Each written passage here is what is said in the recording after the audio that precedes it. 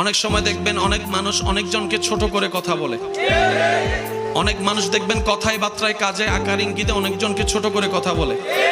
আমরা মনে করি উনি ওনাকে অপমান করছে। আমি শ্রদ্ধার সাথে একটা কথা বলি, মনে রাখবেন, সম্মান দেওয়ার জন্য তার কাছে আগে সম্মান থাকতে হয়। যার কাছে সম্মান নাই সে সম্মান দিতে জানবে না। যার কাছে সম্মান দেওয়ার মতো সুন্দর একটা মন নাই সে কখনো সম্মান দিতে জানবে না। তো কাউকে যদি দেখেন আপনাকে অপমান করছে, আপনি বুঝে নিবেন তার কাছে দেওয়ার মতো সম্মান, বুঝার মতো সুন্দর মন, মাফ করার মতো বড় অন্তর। ব্যর্থতা তার, ব্যর্থতা আপনার নয়।